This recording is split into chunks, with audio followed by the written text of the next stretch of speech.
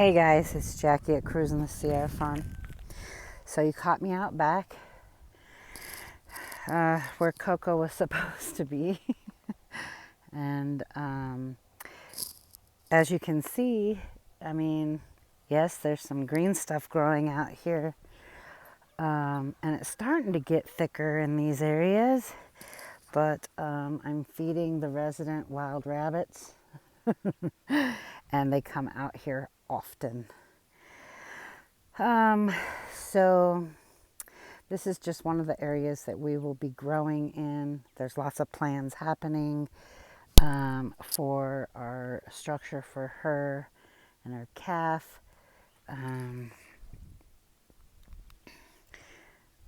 I'll go through what the plan is in just a minute. But what I wanted to share with you first in regards to this pasture is my desire to be as natural as possible with Coco. And you need to make sure that you can do as much as possible to be at bay with parasites and worms. And so there are some things that can be used naturally as a natural dewormer. And I'm just going to tell you a few of those. So garlic is one. Diatomaceous earth is another. Apple cider vinegar for good rumen gut health is another. There are other things out there as well. Plants that are high in tannins are an excellent source of natural dewormer. And so one of those things, one of those plants that are high in tannins, I actually have and grow here. And that is plantain. And plantain's got all sorts of great benefits. One of them, if you're ever out and about and you know what a plantain plant looks like, and you get mosquito bites or something that itches greatly, then you could put a leaf of plantain in your mouth, chew it up, and then put it onto the site that is itchy and swelling, and it will relieve that. I learned that from my friend who homesteads in Alaska. She uses it quite often. But yeah, a plantain is high in tannins. So last year, when my plantain, let me show you here, are two small plantain plants. I'm going to actually put them out here. I actually have a large one that's still in a container in the backyard. Towards the end of the season, they'll, just like I was talking about with garlic scapes and other plants, they will push up a stem that has flowers, and those flowers turn to seeds, and then the reproductive cycle starts all over again. So that is what is in this baggie right here, are plantain seeds. They're itty bitty tiny seeds, and I am going to disturb the soil in a few different areas and get some of these seeds out there, as well as plant those two small ones that you see. And that way, when Coco does get here and can forage out here, when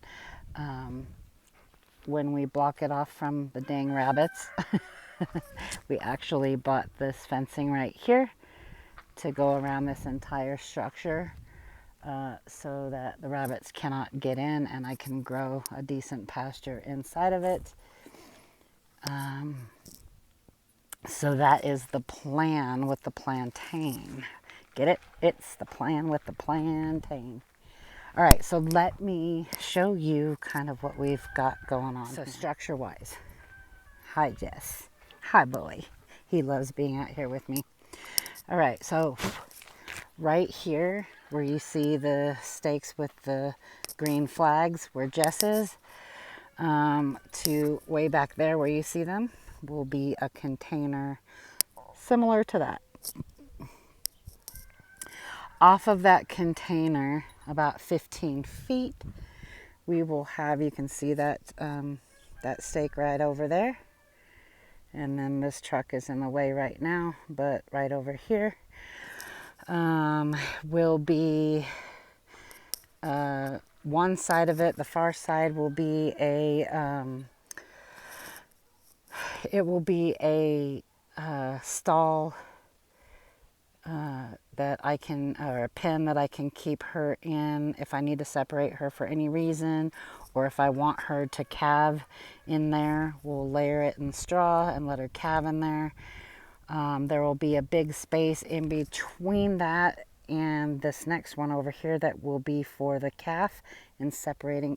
Jess, get out from underneath there. Jess. Jess. Jess. No. Hey. Stay out from underneath there. There's obviously something in there that's... No. No. Did you hear me? Anyway, the calf area, because I will be separating the calf from Coco at night, and I'll be able to milk Coco in the morning. And those pens won't need to be that big. In fact, I might have 2 small calf pens. And then in between those 2 will be where her milking stanchion is and where she and the calf can get out of the weather. And so then off of that, just come. Good boy. Good boy. So then, okay, so you can see the stake right there with the flag. I'm going to walk down this way and I'll show you.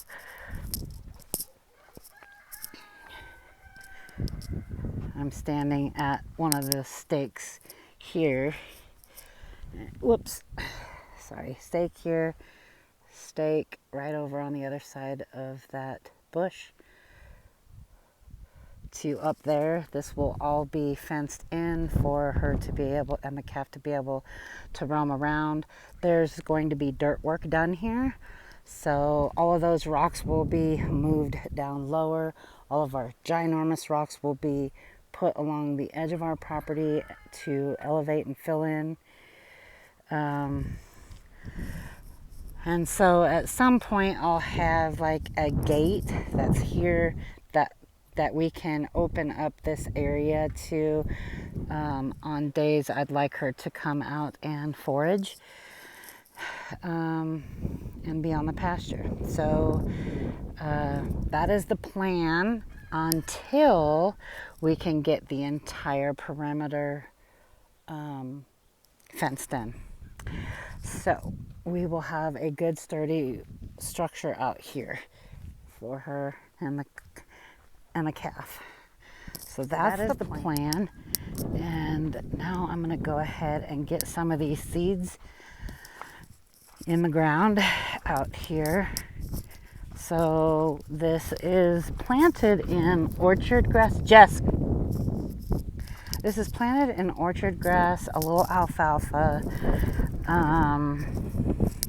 There's supposed to be clover, but I am not seeing much in the, whoa, that was slippery, much in the way of clover out here. I did plant some daikon radish out here, and ryegrass. Ryegrass was another one. So anyway, I am going to go ahead and get started on disturbing the soil and getting some plantain growing out here, and then putting our couple big ones out there as well. All right, so let me get this hose out here and turned on.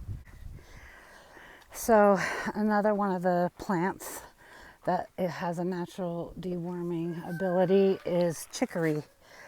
And I have that coming. So you can see the plantain here. Found the easiest. Oh, I was looking for Jess, but he's right behind me. So there's 1, 2, 3, 4 little plantains.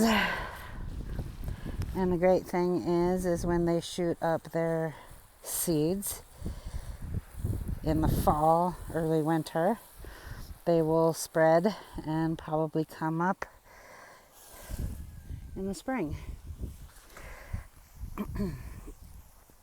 So the W word was happening today, and so the sprinkler wasn't working all that great. So I'm going to just stay out here and water by hand a bit. You can definitely tell where the rabbits, wild rabbits, have been. Oh.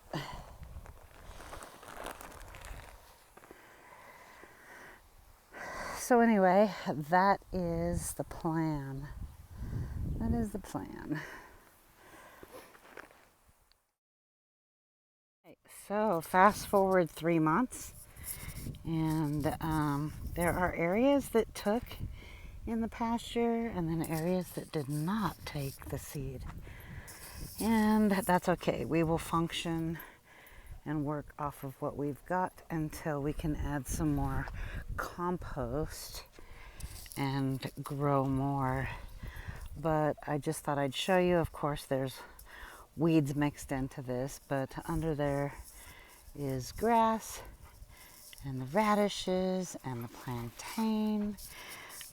The best place, look, this is filled with plantain. This broadleaf stuff right here is plantain. And this grass right here is filled with plantain, but I'm gonna try to show you. There's the seeds. So, see that? These are the flowers that come up and just comes out lots of seeds. So this will turn brown, and then I will just pull my hand up and end up with a whole bunch of seeds.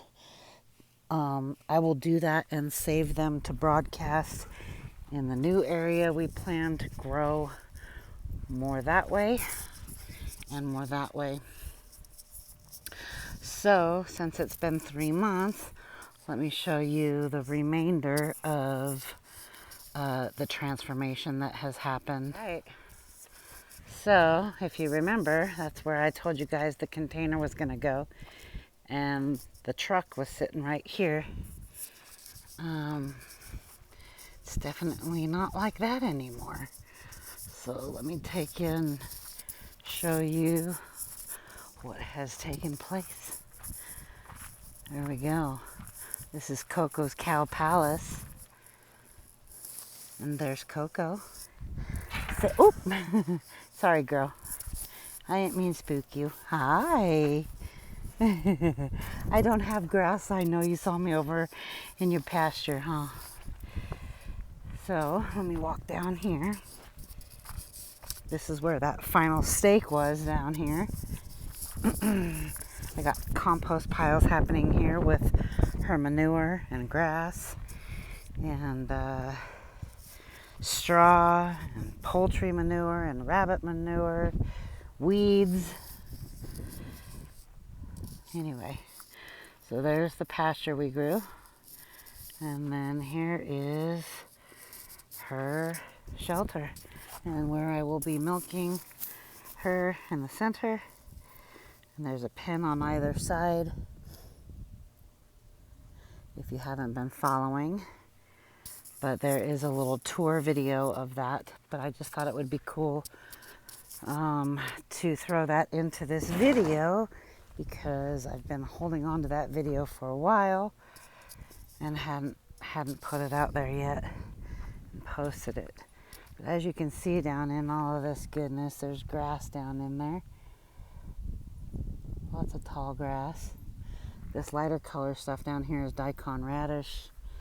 You can see some of the plantain and maybe some chicory, forage chicory coming up. So there you have it. that is what has taken place. This little girl is due to calve. Hey, sweet girl. In September or October. We are trying to get her to eat, and get a little bit more weight on her. And, well, I think the heat is just playing tricks on us, isn't it, Coco? Isn't it, Coco? Yeah. Oh, good girl. Good girl. Those dang flies, huh? All right. So, I hope you guys found this video informational and helpful. So, again, a little quickie on, oh, look at this. Here's a few different plantain plants right here. Lots of seeds going to be coming off of that we'll collect. So there's orchard grass out here. 2 types of ryegrass. Supposedly some crimson clover. I've yet to see it. Forage chicory, plantain, and lots of weeds. And she will gnaw it all down. We just got to get this enclosed with that no climb wire. But this has kind of taken precedence so that we had a safe place. She wasn't going to get out again because the backyard is not, the perimeter is not fenced off yet. That'll come later. But she's safe and home, and we have a calf on the way. So anyway, we got some great crabgrass down in here too. And I only say that because it's in the pasture and not in my backyard. All right, we will see you on the next video. Y'all have a great day.